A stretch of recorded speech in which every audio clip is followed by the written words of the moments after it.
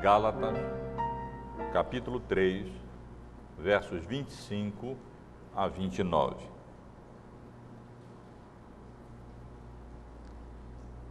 Desculpem, irmão, 25 não, 26 a 29. Pois todos vós sois filhos de Deus, mediante a fé em Cristo Jesus. Porque todos quantos fostes batizados em Cristo, de Cristo vos revestistes. Dessarte não pode haver judeu, nem grego, nem escravo, nem liberto, nem homem, nem mulher, porque todos vós sois um em Cristo. E se sois de Cristo, também sois descendentes de Abraão e herdeiros, segundo a promessa.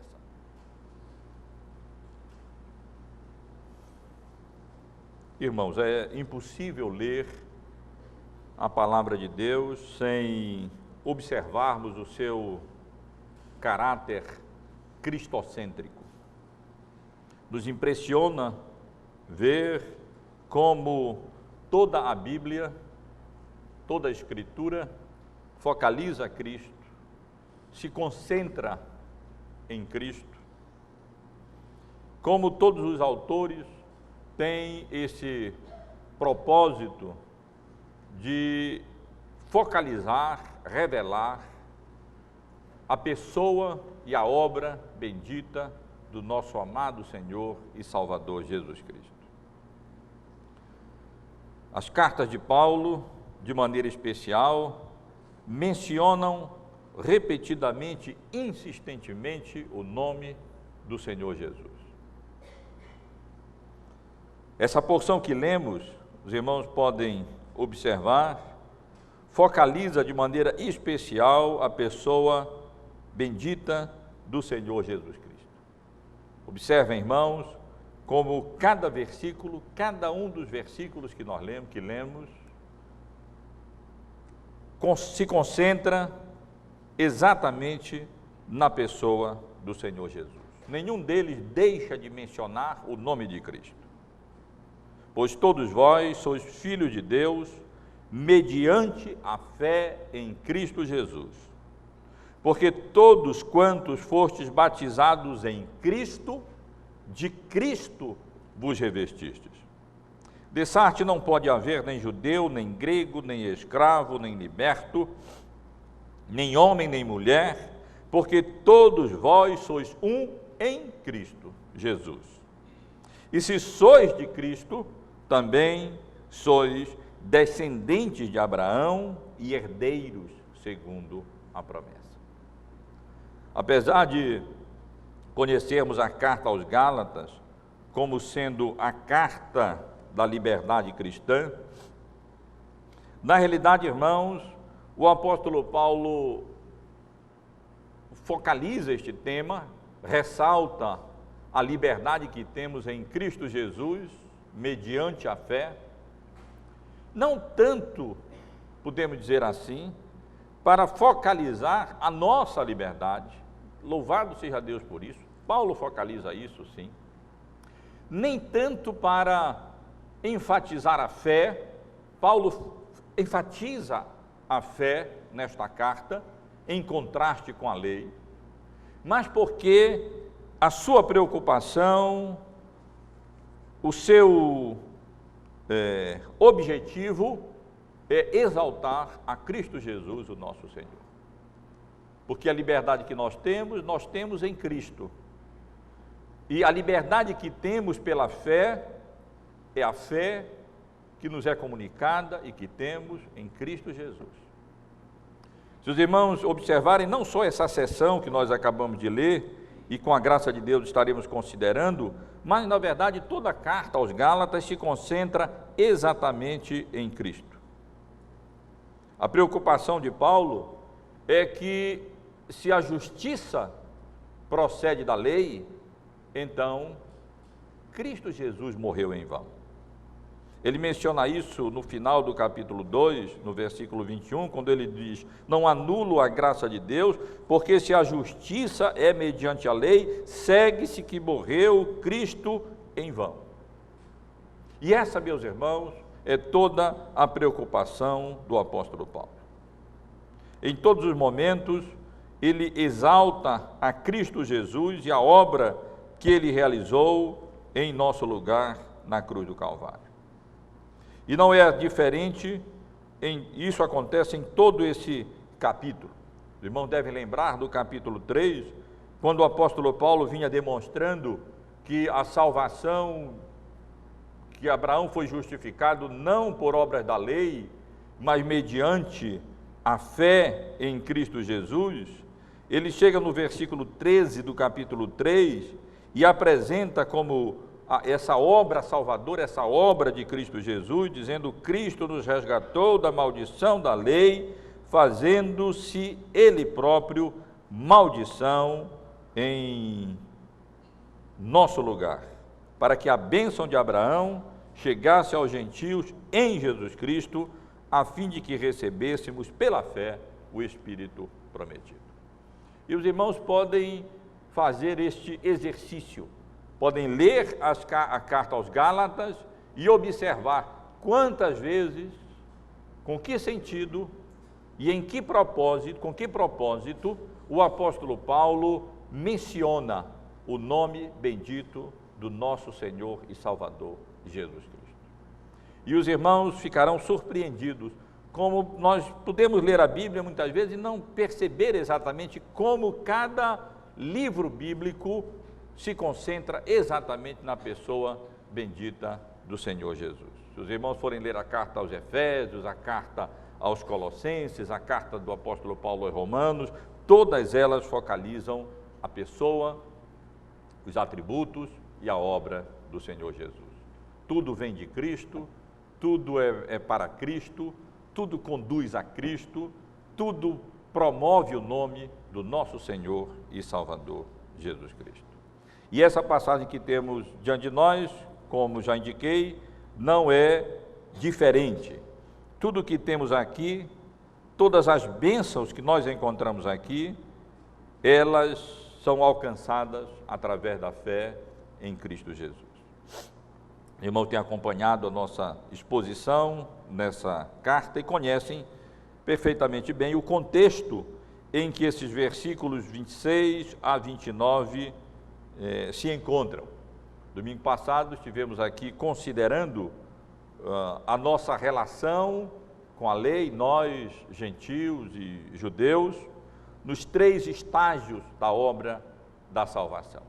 Vimos que antes nós nos encontrávamos como que aprisionados, tutelados, vigiados pela lei. Mas a lei também funcionou não apenas como um cárcere, como um carcereiro, mas ela funcionou também para nós como um aio.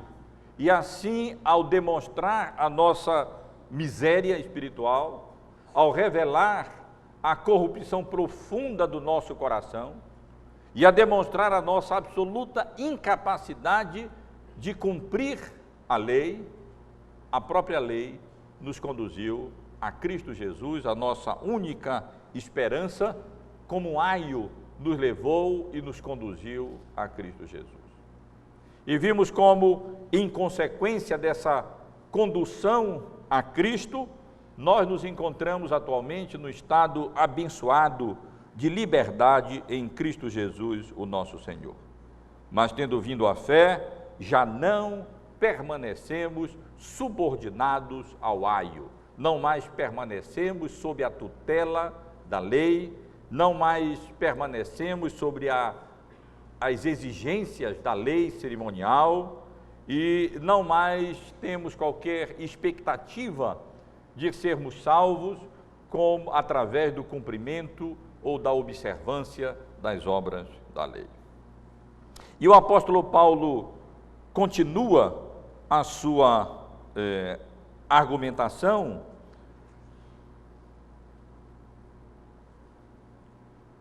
chamando a atenção dos seus leitores as igrejas da Galácia, em primeiro lugar, e depois todos nós, para os privilégios ou para as bênçãos que nós desfrutamos pela fé em Cristo Jesus. Talvez eu devesse ressaltar melhor, dizendo que aqui nessa passagem o apóstolo Paulo chama atenção para os privilégios ou para as bênçãos que nós temos, não através da lei, não alcançadas por meio do cumprimento da lei de Moisés, não alcançadas, agora generalizando um pouco mais, através de obras humanas, mas alcançadas exclusivamente através da fé em Cristo Jesus, o nosso Salvador. E quero, portanto, chamar a atenção dos irmãos para observarem esses versículos que lemos e perceberem aqui quais são algumas dessas bênçãos especiais, desses privilégios que pela graça de Deus nós desfrutamos através, repito, não do cumprimento das obras da lei, mas exclusivamente mediante a fé em Cristo Jesus. E cada um desses versículos, 26, 27, 28 e 29, ressalta uma dessas bênçãos que temos em Cristo Jesus.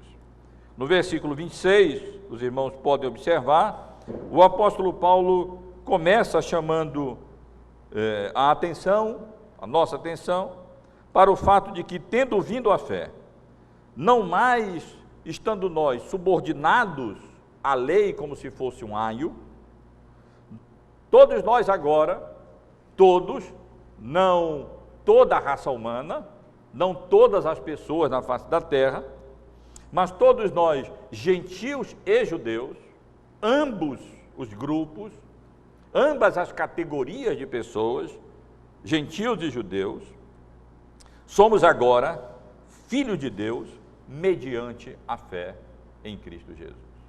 E essa, meus irmãos, é a primeira bênção que o apóstolo Paulo menciona decorrente da fé em Cristo, a nossa filiação ou a nossa adoção.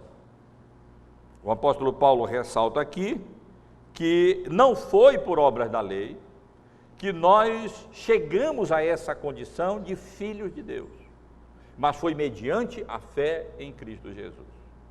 Os irmãos que leem a Bíblia sabem como os judeus se vangloriavam dessa condição e eles achavam que eles eram verdadeiros filhos de Abraão, os únicos filhos de Abraão, os únicos filhos de Deus. O Senhor Jesus mesmo confrontou os judeus com contra essa ideia, quando eles reivindicavam essa filiação, que eles eram filhos de Deus, nunca haviam sido escravos e eram descendência de Abraão, e o Senhor Jesus mesmo confrontou aquele povo com a realidade de que filhos de Deus não são aqueles que são meros descendentes de Abraão, mas são aqueles que andam segundo a promessa, que andam segundo a fé e que são, portanto, elevados à condição e à categoria de filhos de Deus. Se os irmãos observarem, no versículo 7 desse capítulo 3, os irmãos verão que o apóstolo Paulo já tinha mencionado que os da fé é que são filhos de Abraão. Agora, ele usa mais ou menos a mesma forma gramatical, a mesma expressão, para dizer que nós somos muito mais do que filhos de Abraão. Os da fé não são apenas filhos de Abraão, como lemos aqui no versículo 26, mas os da fé são filhos de Deus, pois todos vós sois filhos de Deus mediante a fé em Cristo Jesus. E essa é a primeira bênção que nós desfrutamos nessa condição de livres da lei, nessa condição de salvos pela graça de Deus em Cristo Jesus, mediante a fé em Cristo Jesus. A bênção da adoção, a bênção da filiação, sermos feitos filhos de Deus. Uma das maiores, dos conceitos mais antibíblicos que nós encontramos atualmente é a ideia de que todas as pessoas são filhos de Deus. É verdade que, num certo sentido, no sentido de criatura, todos nós somos filhos de Deus, no sentido de que todos nós fomos criados por Deus. Todos nós somos filhos de Deus apenas no sentido de sermos todos nós criaturas de Deus. Mas a Bíblia ensina com clareza que o homem natural, ele na realidade se encontra debaixo da ira de Deus, ele é filho da ira, como nós lemos em Efésios, no capítulo 2, no versículo 3, se não me falha a memória. E a Bíblia ensina que o homem natural, embora filho de Deus, como criatura de Deus, ele se encontra em estado de inimizade para com o seu Criador. Lemos isso em Romanos, no capítulo 5, no versículo 10. Nós somos, por natureza, filho da ira, e éramos, na realidade, e todo ser humano se encontra no estado de inimizade para com o seu Criador. E a ideia pluralista de que todos nós somos filhos de Deus está absolutamente contrária ao ensino da palavra do Senhor. Em 1 João, no Evangelho de João, no primeiro capítulo, nos versículos 11 e 12, nós lemos que o Senhor Jesus, o Verbo que se fez carne, veio para o que era seu, e os seus não o receberam. Mas a todos quantos o receberam, deu-lhes o poder de serem feitos filhos de Deus, a saber, aos que creem em seu nome. Portanto, meus irmãos e irmãs, não apenas essa passagem de João, e essa passagem que lemos aqui no versículo 26 da carta aos Gálatas, no capítulo 3, mas várias outras passagens bíblicas deixam claro que filhos de Deus, filiação a Deus, filho de Deus no sentido redentor, no sentido salvífico, nós só podemos falar nisso em Cristo Jesus. Apenas aqueles que depositam a sua fé em Cristo são filhos de Deus no sentido de que foram adotados em Cristo Jesus mediante a fé e agora se encontram nessa condição abençoada de serem filhos mediante a fé e, portanto, desfrutarem dessa condição, desse estado, dessa bênção, da qual outras bênçãos se irradiam, da filiação em Cristo Jesus. Mas, meus irmãos, o apóstolo Paulo continua, e ele menciona não apenas que todos nós, gentios e judeus, não por obras da lei, mas mediante a fé em Cristo, fomos feitos filhos, não mais naquela condição de tutelados, de menores, de criança, mas fomos filhos de Deus. Ele vai desenvolver isso no início, depois do capítulo 4. Mas no versículo 27, o apóstolo Paulo menciona outro privilégio, outra bênção que temos mediante a fé em Cristo Jesus.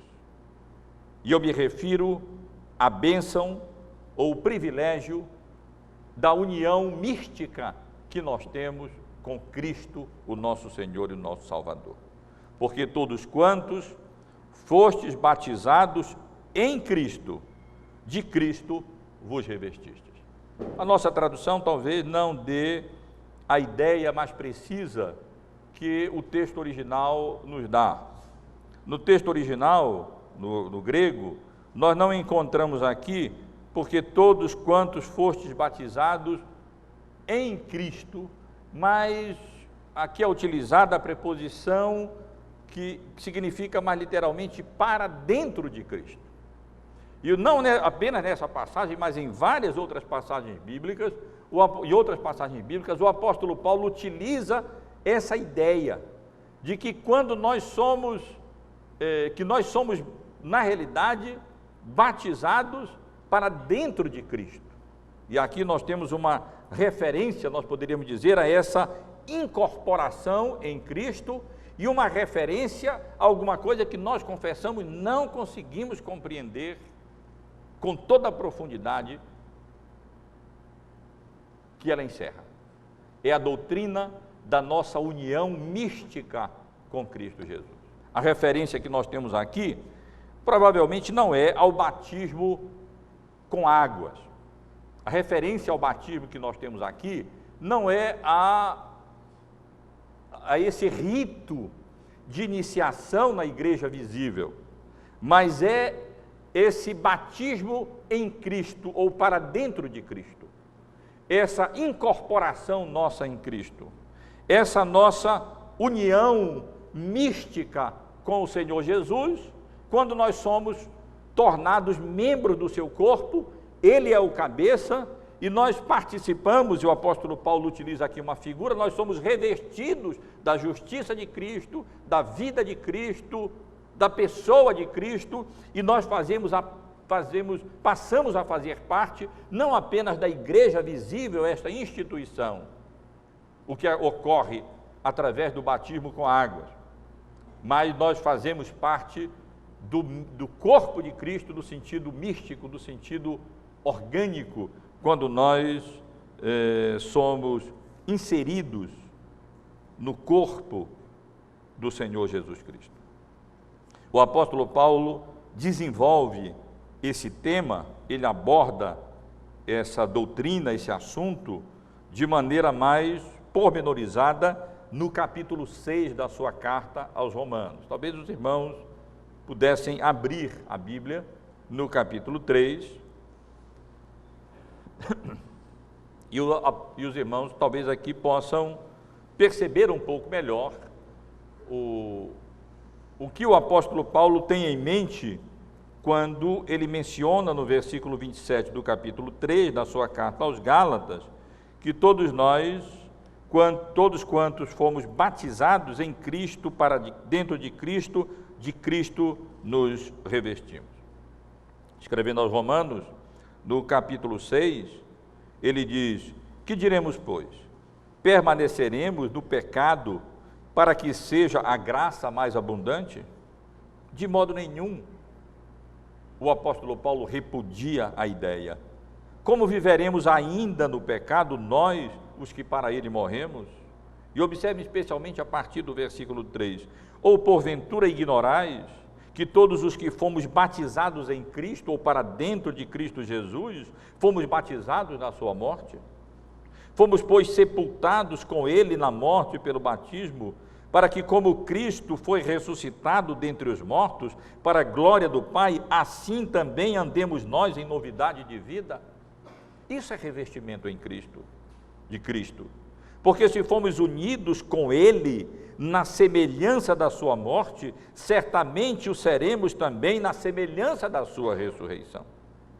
Sabendo isto, que foi crucificado com ele o nosso velho homem, para que o corpo do pecado seja destruído e não sirvamos o pecado como escravos.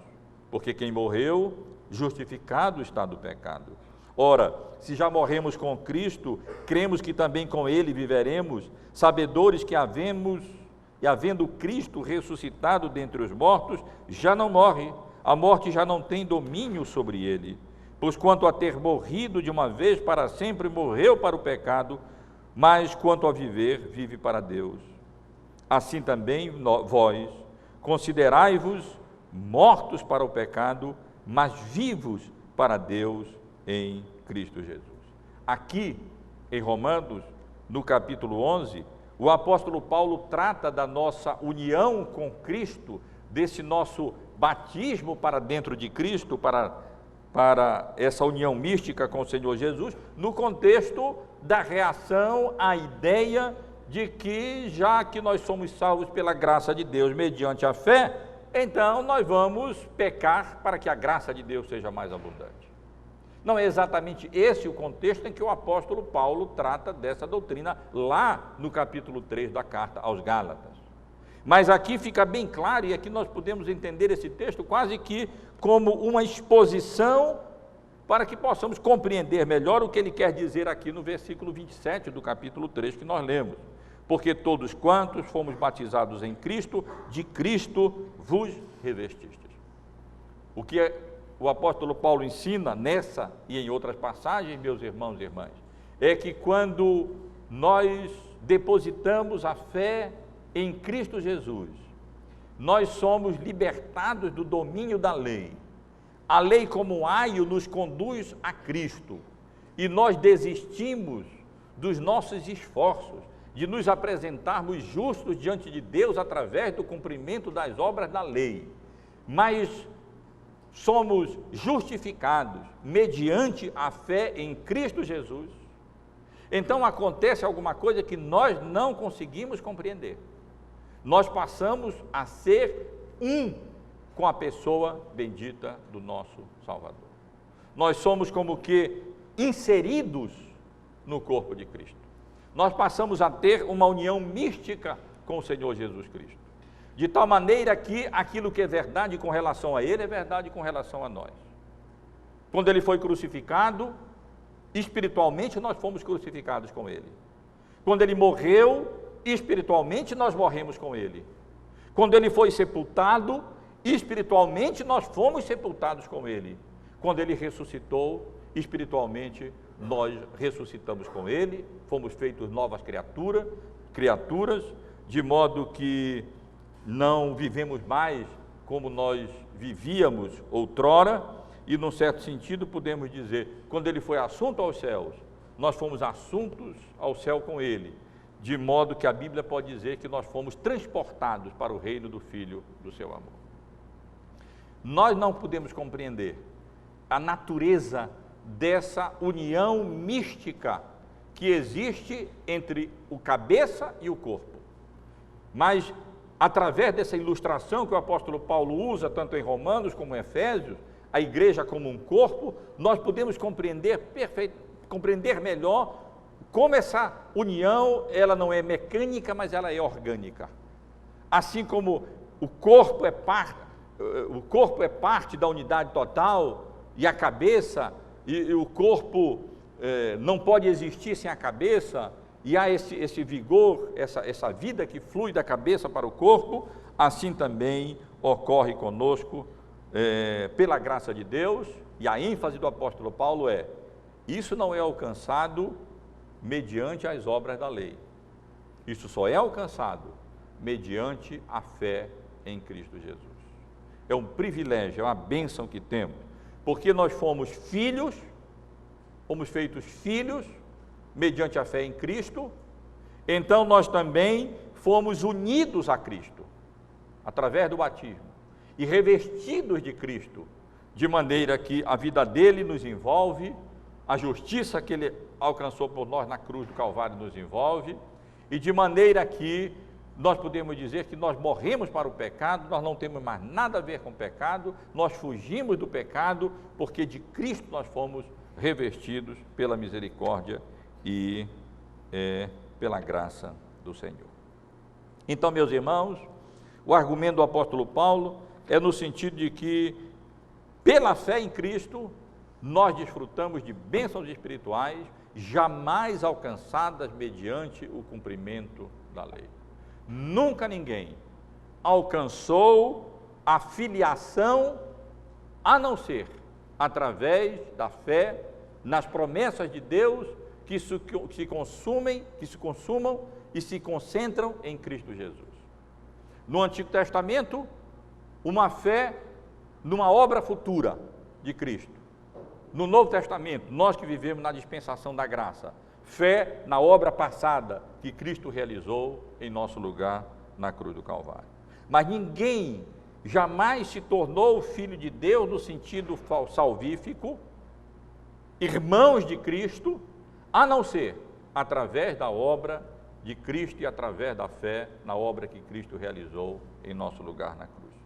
E assim também, ninguém, nem judeu nem gentil, jamais alcançou essa união mística com Cristo, a não ser mediante a fé em Cristo Jesus, o nosso Salvador. Porque todos quantos fostes batizados em Cristo Jesus, ou para Cristo Jesus, de Cristo vos revestistes. Mas além da adoção ou da filiação e da união mística que nós temos em Cristo Jesus, o apóstolo Paulo menciona no versículo seguinte, o verso 28, outro privilégio, outra bênção que temos através da fé em Cristo. Dessarte, não pode haver judeu nem grego, nem escravo nem liberto, nem homem nem mulher, porque todos vós sois um em Cristo. E além da adoção e da união mística com o cabeça, que é Cristo, nós desfrutamos em Cristo, mediante a fé em Cristo, da comunhão cristã, da unidade cristã com os demais membros do corpo de Cristo, e essa bênção nós nunca desfrutaremos mediante obras da lei, mediante obras humanas, mas exclusivamente em Cristo, isto é, mediante a fé em Cristo Jesus.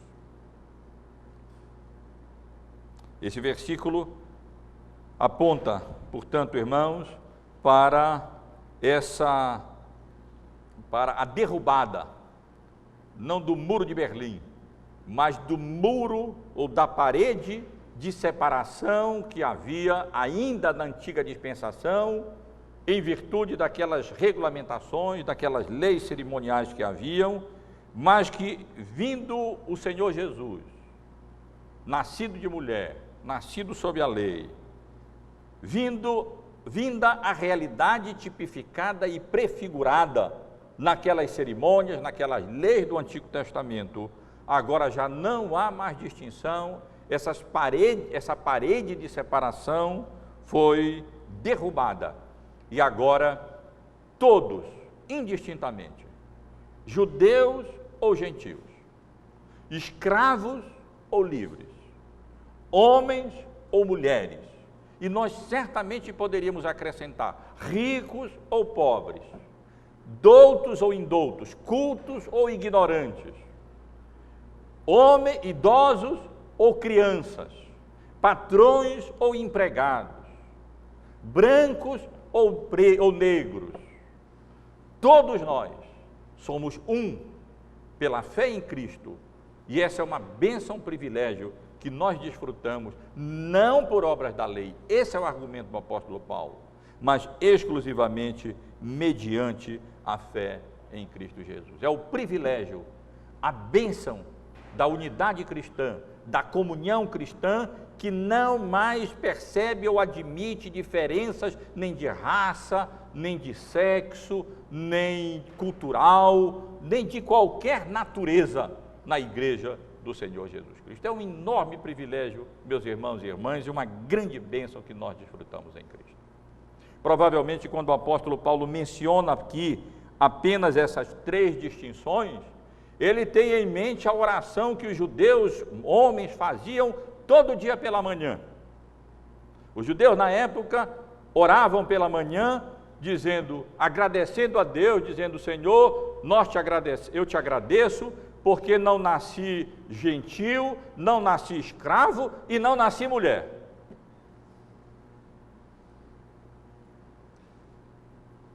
E o apóstolo Paulo lembra os Gálatas, nesse contexto de conflito com os judaizantes, que em Cristo Jesus já não há mais escravo, mais judeu, nem grego, mais escravo, nem livre, mais homem, nem mulher. Não que essas distinções, num certo sentido, não existam mais. Em Cristo, homem é homem e mulher é mulher. Na época, escravo era escravo e livre era livre. Livre era livre. E judeu era judeu e gentil era gentil. Mas o que o apóstolo Paulo quer dizer é que espiritualmente todos nós fomos nivelados por baixo. A lei encerrou a todos sobre o pecado, não importa se gentil ou judeu, escravo ou livre, ou homem ou mulher. E ao fazer isso, a fé cristã elevou gentios, escravos e mulheres a uma condição que elas nunca puderam desfrutar no mundo antigo. E espiritualmente, essas distinções não prevalecem mais. Todos nós temos acesso à misericórdia e à graça de Deus, todos nós somos salvos do mesmo jeito. E o Evangelho quebra essas distinções, elimina essas distinções. Não de maneira revolucionária. O apóstolo Paulo não ensinou aos escravos que eles não mais obedecessem aos seus senhores, pelo contrário. O apóstolo Paulo não ensinou que os escravos deveriam se rebelar contra os seus senhores. O apóstolo Paulo não ensinou que as mulheres não deveriam mais se submeter aos seus maridos, deveriam se tornar rebeldes. O apóstolo Paulo não fez nada disso. Mas na igreja de Cristo, espiritualmente falando, já não há mais homem nem mulher, nem grego, nem gentil, nem judeu, nem escravo, nem livre. As distinções que permanecem são as distinções que a própria palavra de Deus estabelece. E são distinções não essenciais, não de natureza. O escravo não é, o livre não é melhor que o escravo. O judeu não é essencialmente ou por natureza melhor que o gentil. E o homem não é melhor do que a mulher. As distinções que permanecem são as distinções funcionais, de autoridade, de ofício, mas não funções, não distinções essenciais ou espirituais da natureza que existiam antes da vinda do nosso Senhor Jesus Cristo e antes do estabelecimento da fé. A fé cristã não destruiu, por exemplo, socialmente a questão da escravatura, dos escravos, mas a fé cristã de tal maneira tinha em si o potencial para minar essa relação que inevitavelmente resultaria na eliminação dessa distinção. Eu estive pensando, por exemplo, no escravo Onésimo, que se converteu à fé cristã e foi encaminhado por Paulo para o seu antigo dono, Filemon. Era um escravo fugitivo e agora se converteu ao Evangelho e voltou para lá e retornou para a igreja.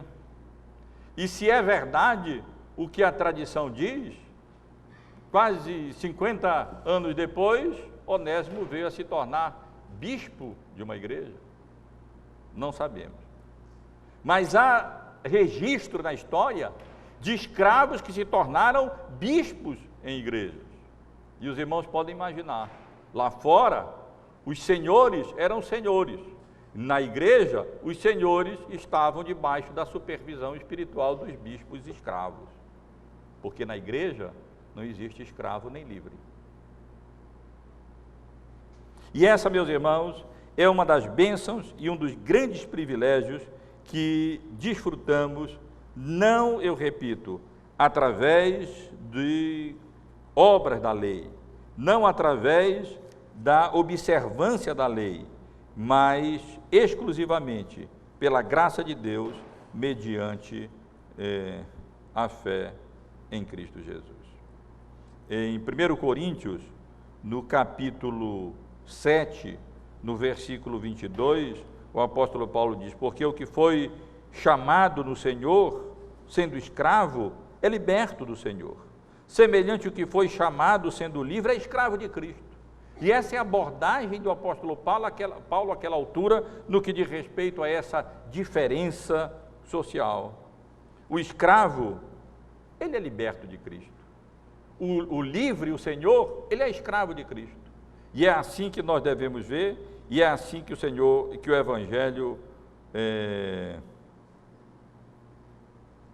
minou essas distinções, e então veio no futuro a possibilitar essa libertação de escravos e elevou as mulheres a uma condição que elas não desfrutavam no Antigo Testamento ou mesmo na Antiguidade. Mas o apóstolo menciona ainda outra bênção ou outro privilégio que nós desfrutamos pela fé em Cristo Jesus. Além da filiação, da adoção, nós não fomos apenas libertados do pecado, resgatados do pecado, nós fomos feitos filhos não só de Abraão, mas nós fomos feitos filhos de Deus. Nós participamos do corpo de Cristo, nós desfrutamos dessa bênção, dessa nossa união mística com o Senhor Jesus, que é o nosso cabeça. Desfrutamos da comunhão com os irmãos, de tal maneira que na igreja não cabe mais nenhum tipo de diferença ou nenhum tipo de distinção espiritual entre uma pessoa e outra, por qualquer natureza. Mas no último versículo que lemos, no versículo 29, o apóstolo Paulo menciona outra bênção que desfrutamos pela graça de Deus, mediante a fé em Cristo Jesus. É a bênção da herança. Somos participantes da promessa. E se sois de Cristo, também sois descendentes de Abraão e herdeiros segundo a promessa. E essa, meus irmãos, é a última bênção que o apóstolo Paulo menciona aqui. Nós somos herdeiros com Cristo. Nós somos em Cristo os verdadeiros descendentes de Abraão. A verdadeira descendência de Abraão não eram aqueles que eram descendentes, como o apóstolo Paulo argumenta em outro lugar, apenas na carne, apenas porque haviam sido circuncidados na carne, mas eram aqueles que haviam sido circuncidados no coração. Eram aqueles que andavam nas pisadas do nosso pai Abraão, e as pisadas de Abraão eram as pisadas da fé. E a herança, a bênção, a herança mencionada aqui, não eram heranças materiais, mas era a herança da justificação pela fé. Abraão havia sido justificado não por obras da lei, o apóstolo Paulo havia argumentado no início desse capítulo. Abraão havia sido justificado não porque ele tinha obedecido à lei. Abraão foi justificado porque ele creu, e a fé dele lhe foi imputada por justiça, foi considerada por justiça.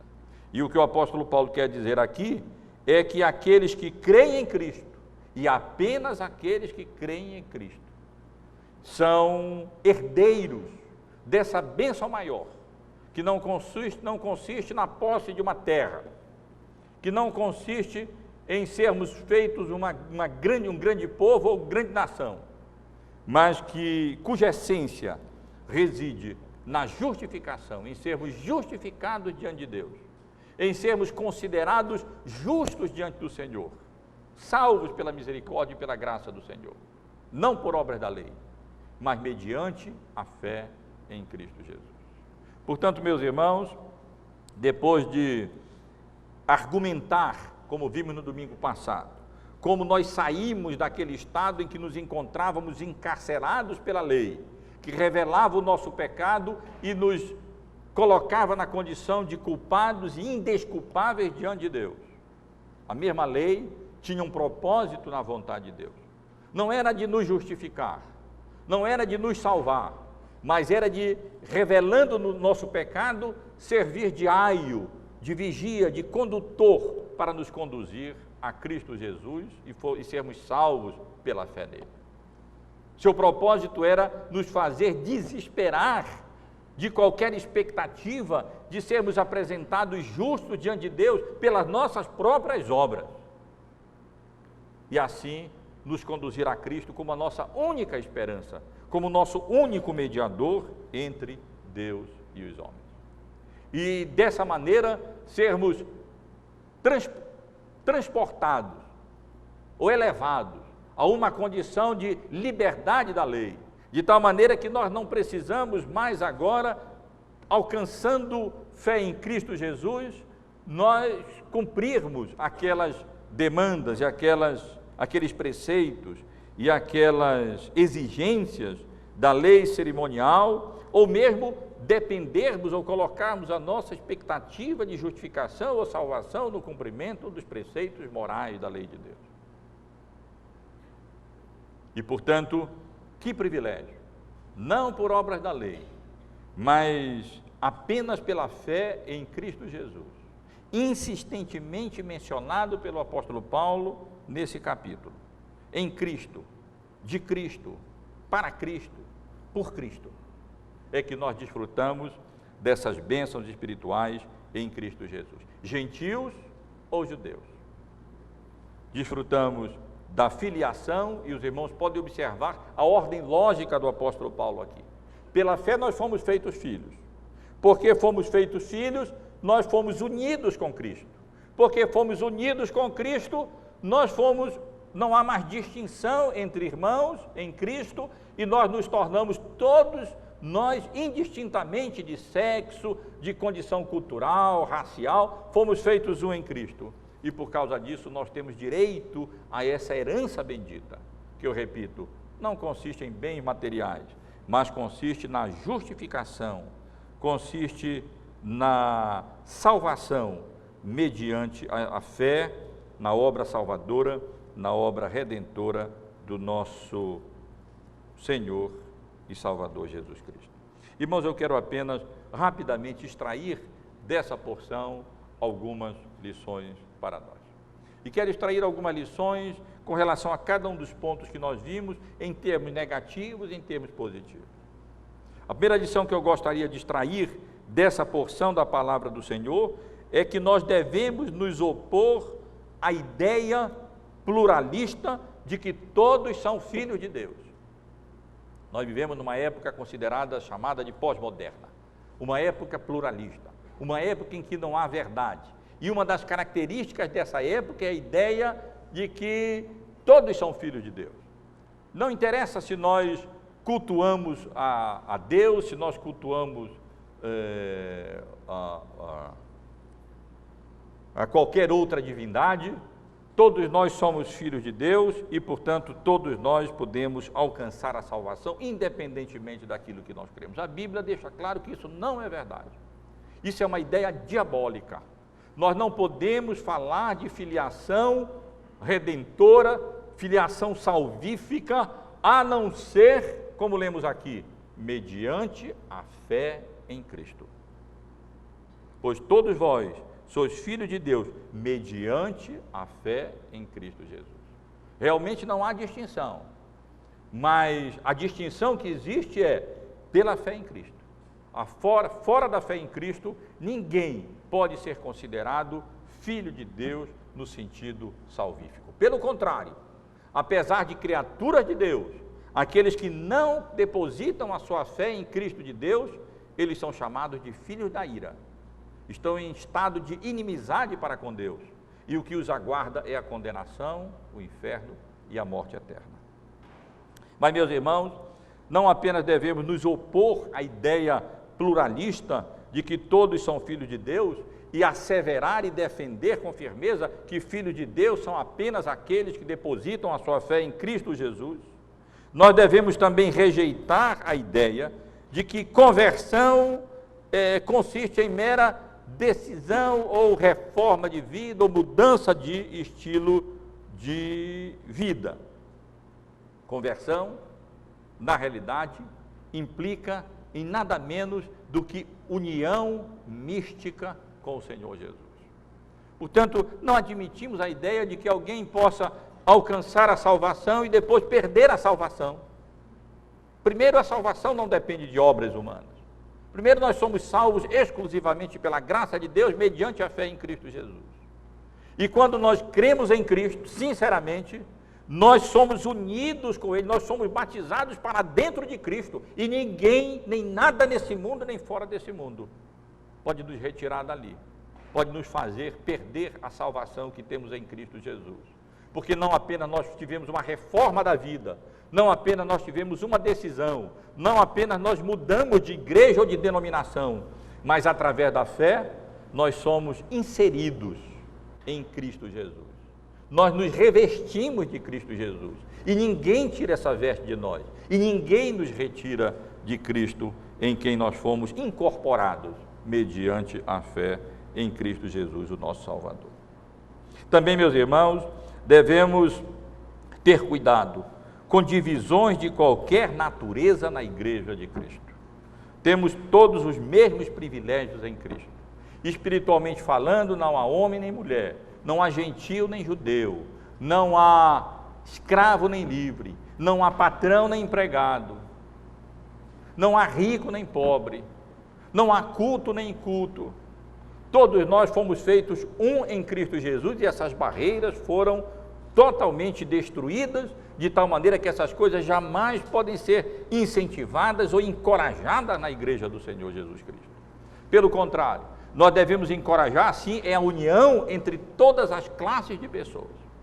Nós devemos incentivar, sim, que pela misericórdia e graça de Deus, essa união, essa unidade que nós temos em Cristo seja cada vez mais concretizada e implementada quando nós estreitamos as nossas relações pessoais entre nós, como independentemente do nosso gênero, independentemente da nossa condição social, independentemente de raça, independentemente de cor, independentemente de idade.